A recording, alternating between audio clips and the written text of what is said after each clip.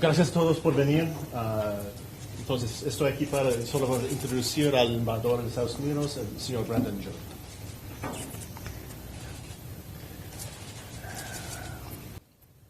Muchas gracias a todos por venir.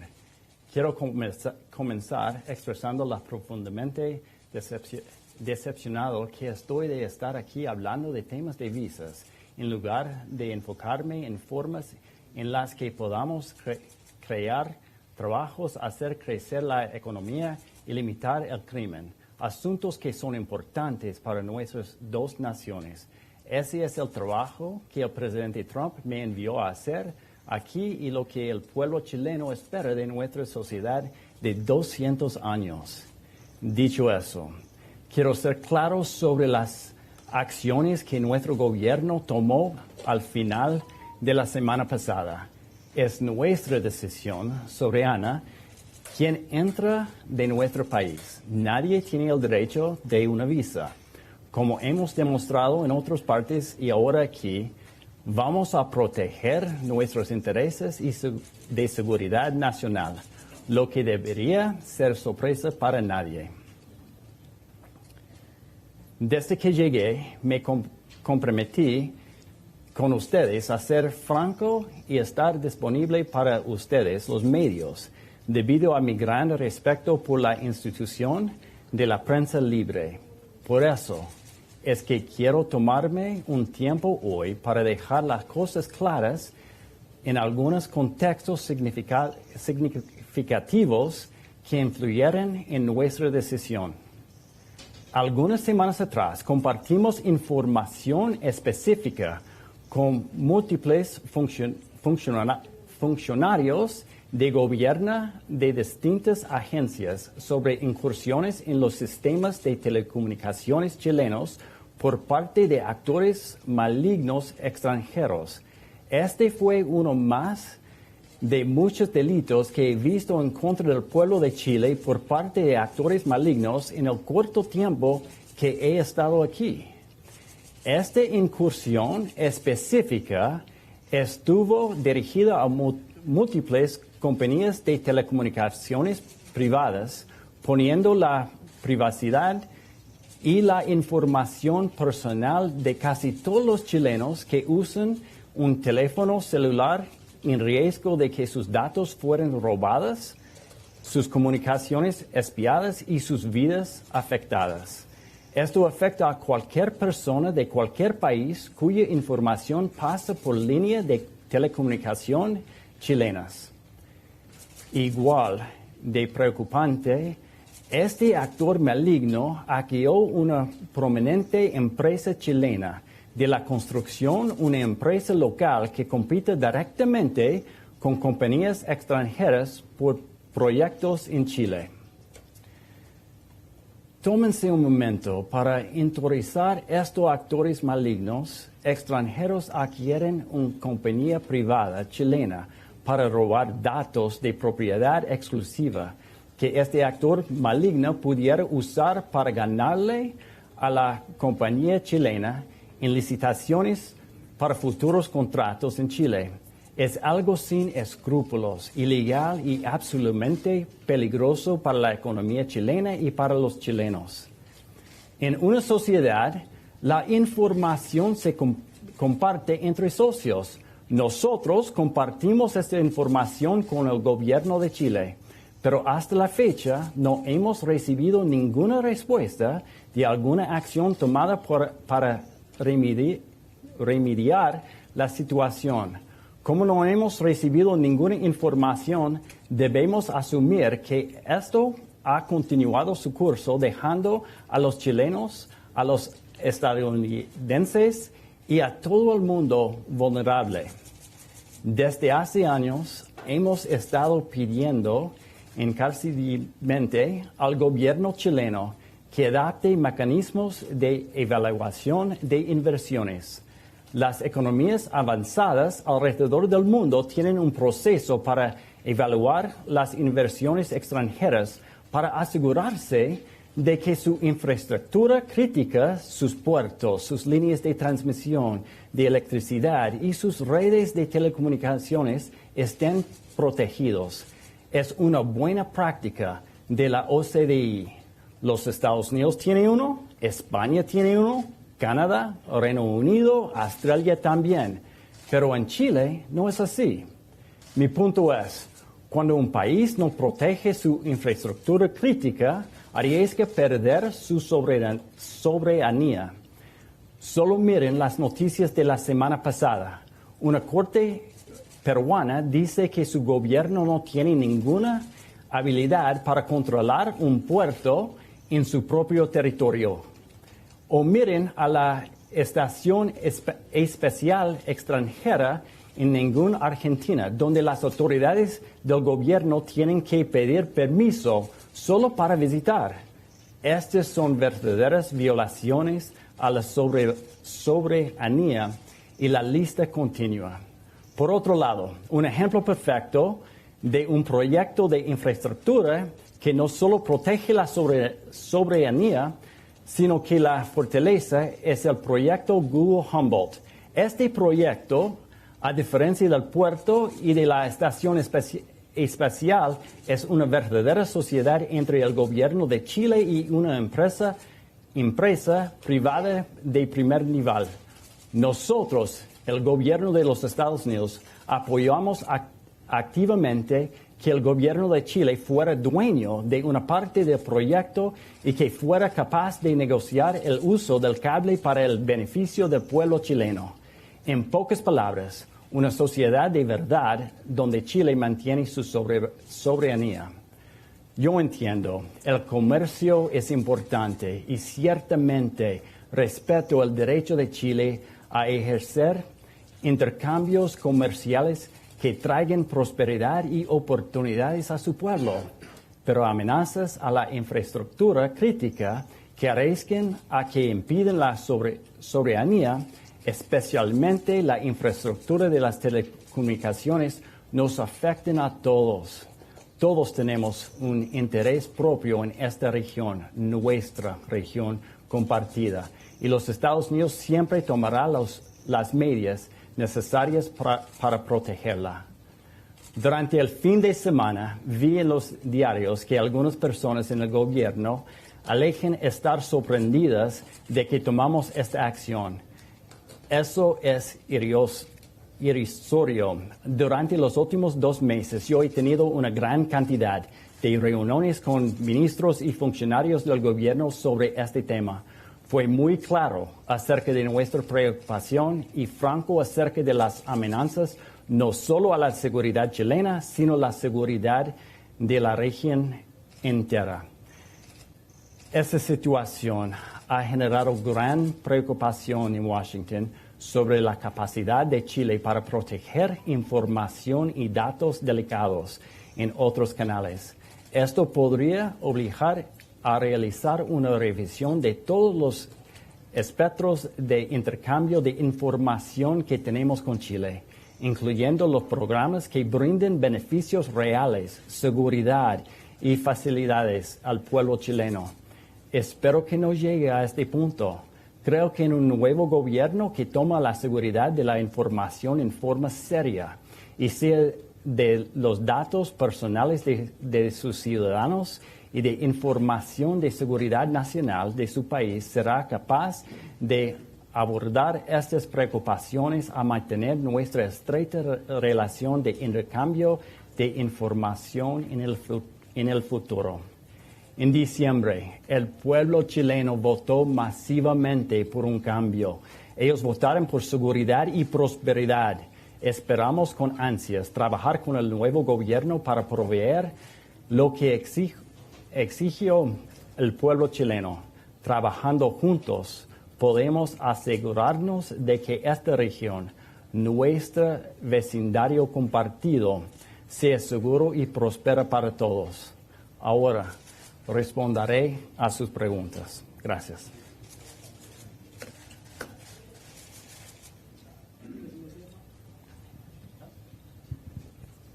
Hi.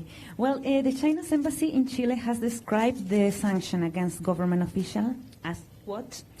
An obvious disregard of Chile's sovereignty, dignity, and national interests. What is your response to that characterization? That was a mouthful. That was a lot that they had to say.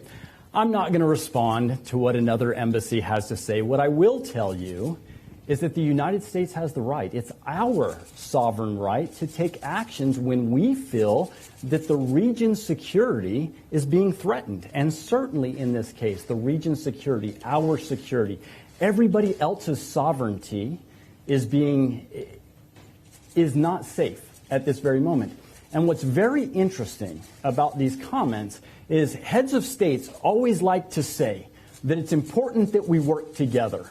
Yet in this instance, in infrastructure, we have never been consulted, neither have other countries in this region been consulted on infrastructure projects that could bring about real harm to their countries and my country as well.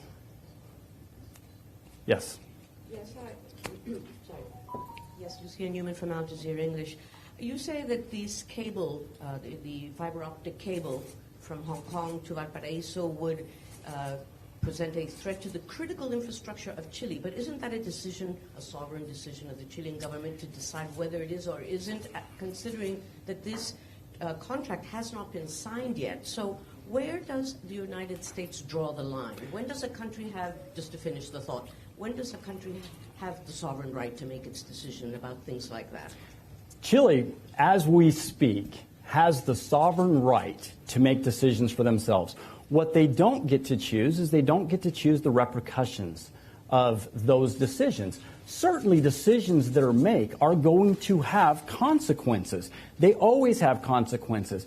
But the right of Chile to make a decision, that still exists. We're not taking that right away. We never have taken that right away. But we have been very clear when it comes to infrastructure projects that could harm the region as a whole, as well as the safety and security and our sovereignty, we certainly will have discussions and we certainly will let them know that there will be repercussions for decisions made. Hey, Martin Basconian from Radio ADN. You say malicious actors. Are you referring to China Mobile's project by any chance? There's many malicious actors in this region. There's not just one country. There's a lot of malicious actors. We're not going to discuss specifically what malicious actors, but there are malicious actors that want to do harm, not just to this region, not just to the country of Chile, but to the United States as well. And we will always look to how we can protect ourselves as well as the region against these malicious actors. Should Chile make a gesture to revoke U.S. decision of shutting down the 3 politicians' visas? If so, what kind of gesture? I didn't understand that question. Can you please repeat that? Should Chile make a gesture to revoke U.S. decision of shutting down the 3 politicians' visas? I still don't understand the question. Should Chile... What Chile should do? Oh, so the sanctions, Chile as a country can't do anything to reverse the sanctions. That's an individual's right. The individual has the right to try to get the sanctions reversed. We're not going to talk about who those individuals are. Our laws are very clear that we cannot discuss who those individuals are. But those individuals, if they want to change behavior and they want to actually do what is going to be right for the region, for Chile, for the United States, they certainly can go and they can ask to have their visas reinstated. Yes, sir.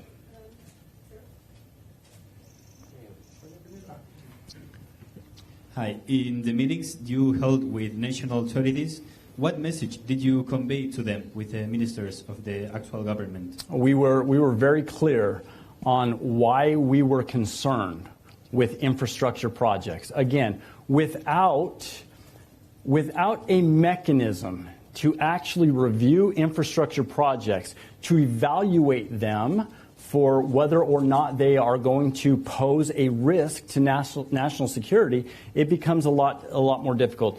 We have asked time and time again, and again, I will point to the OECD countries. Each of these, the vast majority of these countries, they have investment screening laws so that they can make sure that their national security is put before and in front of any investments, any outside investment that might come in. This is very important to consider. Again, this is a best practice. Spain, Canada, Australia, United Kingdom, the United States, we all have investment screening laws to ensure that this does not happen. Como está, embajador, le voy a hablar en español. Sí, está bien. Hacer bien la pregunta. Sí. Durante el fin de semana, muchos analistas, al mirar esta resolución, esta revocación de 3 visas, ¿no es cierto?, a 3 funcionarios de gobierno, señalaban, bueno, quedan 3 semanas de gobierno. ¿Cuál es el punto de revocar la visa a 3 personas que en 3 semanas más no van a ser funcionarios de gobierno, porque además son funcionarios de confianza del presidente Gabriel Boric? Entonces, lo que se planteaba en varios artículos y columnas de opinión es que este era un mensaje a la nueva administración, un mensaje a la administración del presidente electo José Antonio Cast. No, para nada. Lo que pasó es que estas personas tomaron decisiones y las decisiones que tomaron las personas tienen que tener consecuencias si son decisiones que pueden dañar a este país, al pueblo chileno, y también si pueden dañar la región that we share regionally, and if it will harm the United States. These were the people that took those decisions. These are the people that visa sanctions were taken against. No, absolutely not. Any other questions?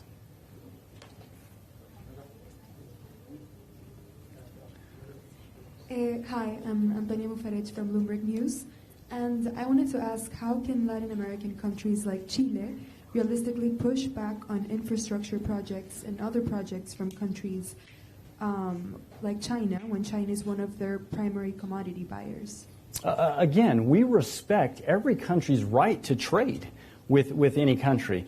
But when you look at, and I will use the examples again, all we have to do is look at what just happened in Peru.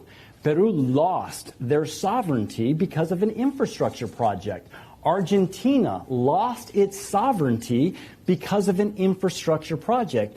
We are certainly always going to push back when an infrastructure project will in fact take away sovereignty. It's always interesting to listen to the pundits, the people that have the opinions, when they talk about sovereignty, but they don't actually look at the decisions that are going to be made that are actually taking away Chilean sovereignty. The United States did not take away Chilean sovereignty. The United States, we exercised our sovereign right to determine who will and can come into our country. That's the only action that we took. Any other questions? Hello. If this is not a warning for the government of Cast, what is the precedent that you settle, on the United States settle, to the next government? There is no precedent. There's absolutely no precedent. This is simply, we had communications. It's always interesting that I find that governments like to say these things need to be solved diplomatically. We tried that. We worked as hard as we possibly could to solve this issue diplomatically. I personally took hours upon hours out of my schedule. Again, I told you when I came here that I was going to work as hard as I can to help shape the economy, to build the economy, to create jobs, because that is what's going to drive crime down. Yet I have been taking much of my time dealing with this, trying to deal with it diplomatically. Unfortunately, we were not being treated honestly. We were not being given information that we asked for. Not just me, but other dignitaries also asked for information. And these government officials, unfortunately, did not act honestly with us. It's always funny that we get asked to provide resources, to provide programs, which is exactly what we're doing. Yet when we ask for information sharing, we didn't get that information sharing, and that's one of the reasons that this action was taken.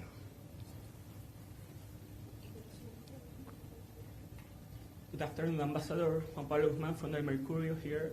Ambassador, you mentioned that certain programs are under review going to the current situation. Does that include the visa waiver program in that revision that you are doing about programs in Chile right now between Chile and the United States? We certainly hope it's not going to get to that point. We certainly hope that the visa waiver, and as of right now, the visa waiver is safe. But that's not our choice. That's strictly dependent upon what this government chooses to do. If this government chooses to not react to the hacking that took place, we just saw serious hacking that took place in telecommunications companies here in Chile. We just saw a construction company get hacked into by malign actors. It strictly depends. What are going to be the actions of this country? Certainly, everything is on the table, dependent upon what this administration chooses to do going forward.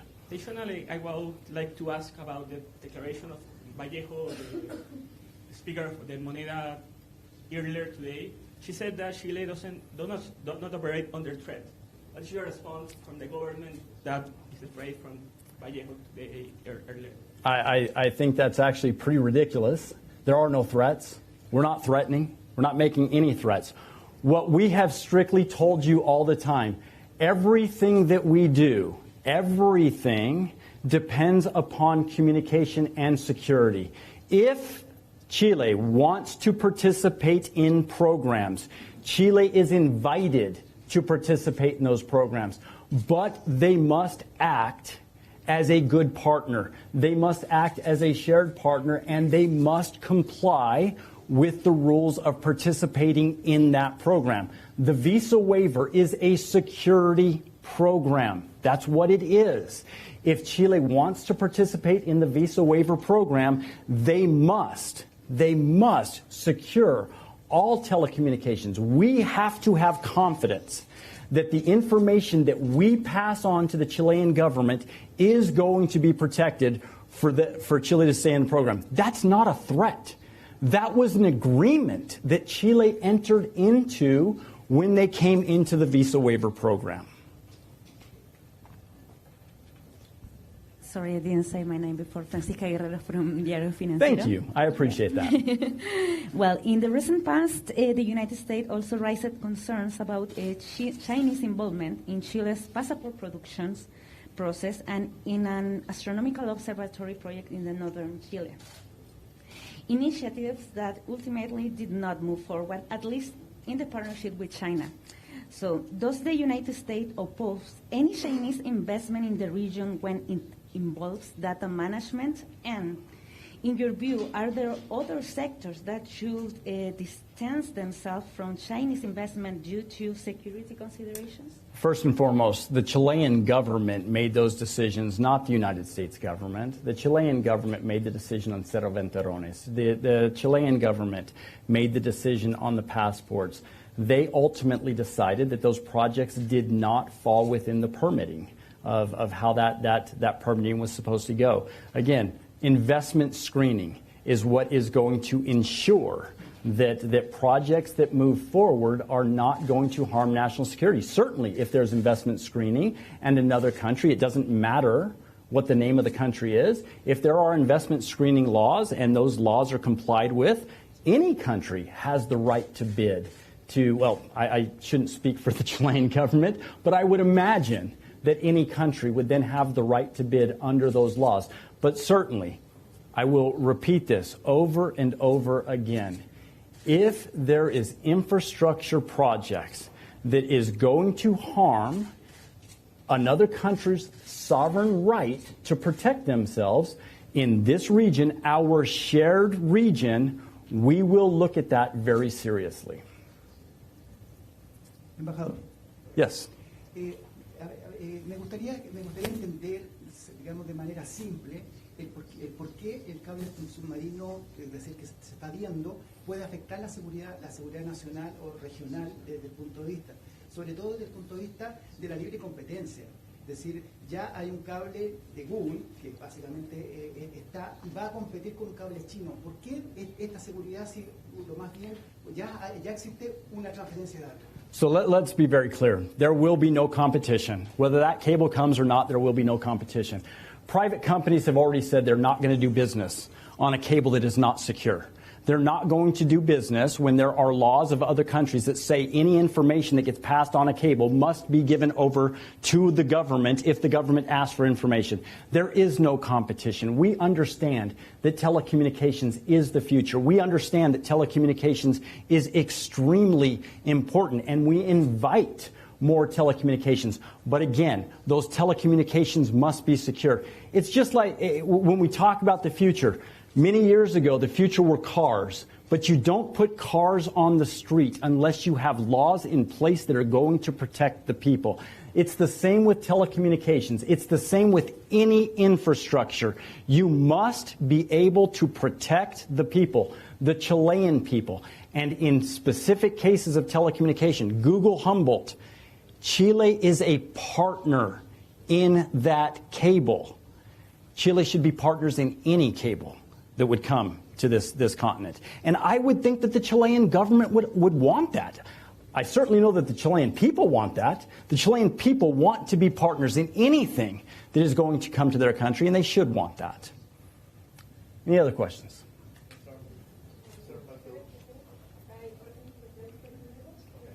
Embajador, le voy a preguntar en español. Muy buenas tardes. Usted dice que espera con ansias trabajar con la nueva administración del presidente José Antonio Kast. Si la nueva administración insiste en poder trazar este cable submarino, ¿podría socavar las relaciones con esa administración? We'll cross that bridge when we get there. I'm not going to hypothesize on what might happen. There's going to be discussions, certainly. If President Kast has a reason to move forward with something, we'll have those discussions. We hope that those are going to be open and honest discussions, and we certainly have every reason to believe that President Kast is going to work with all of his partners, open and honestly, including the United States. Those discussions will happen if that's the case, but I'm not going to theorize on what might happen in the future. Dos más preguntas, por favor. Francisco Artaza, La Tercera Domingo. Muy buenos días. Voy a hablar en español, por favor, con todo respeto. Usted ha señalado ya en varias ocasiones que entregó antecedentes a las autoridades chilenas respecto de hackeos que habían sido detectados y que, vinculados a la posibilidad del cable oceánico a Valparaíso, China, eran un peligro para la seguridad nacional de la región. El gobierno chileno ha señalado que usted manifestó su preocupación, pero no hizo una denuncia concreta. ¿Puede dar detalles específicos respecto de las empresas de telecomunicaciones y de la empresa de construcción que habrían sido hackeados y por qué se sospecha que son chinas los origen? Ask your government. Your government has that information. I'm not going to say. I'm not going to. Perdón, embajador, señala que usted entregó una preocupación y esto se está siendo verificado por la unidad de cibercrimen. Es decir, espérame. antecedentes corroborados de que esto sea así. Por eso le pido detalles. Otra vez. El gobierno chileno señala que se está verificando la información a través de la unidad de cibercrimen, pero que la manifestación que usted hizo fue general, una manifestación de preocupación. Por eso le solicito si tiene detalles respecto de qué empresas de telecomunicaciones y qué empresas de construcción en Chile habrían sido hackeadas y por qué empresa china se sospecha que pudiera. I'm disappointed. I'm disappointed that you would have been told that. The information has been passed on. We not only did we provide the information, but we gave them means to verify the information. They can verify that information if they choose to verify it. That's out of my hands. The only thing that I can do is pass on the information. This is what the Chilean government has always asked us for. They've asked us to pass on intelligence. We did pass on the intelligence. Now it's up to them to do their investigation, and it's up to them to report to the Chilean people. What I am telling you is that information was given to them. Now it's up to them to do the investigation. Algunas personas mencionan que esta disputa responde a una lucha sobre la hegemonía entre Latinoamérica, entre China y Estados Unidos. ¿Cómo responde a esto? Y también, si es que me puede precisar, si es que Marco Rubio ha confirmado su asistencia al cambio de mando y si esto cambia los planes de que venga acá a nuestro país. The President of the United States will decide who is going to come to Chile for the inauguration. As of yet, that announcement has not been made, but I'm sure that the moment that announcement will be made, I'll let you know. I'll let you know exactly who is going to come. As far as hegemony between two countries, again, we are open to you trading economically. Do it. Do what's best for your people. We know that the Cast administration is going to do what's best for the Chilean people. We wouldn't expect anything less. But we also know that infrastructure projects that harm the people of Chile should be taken seriously and should be looked at seriously, especially when heads of state are constantly talking about we need to work together. Well, we were never consulted on any of this, even though infrastructure projects will harm our security. Infrastructure projects will harm Argentina, Peru, all of the countries in the regions. As far as I know, they weren't. This issue wasn't, infrastructure issues weren't discussed with them either. I appreciate you being here. Thank you very much. Gracias por venir.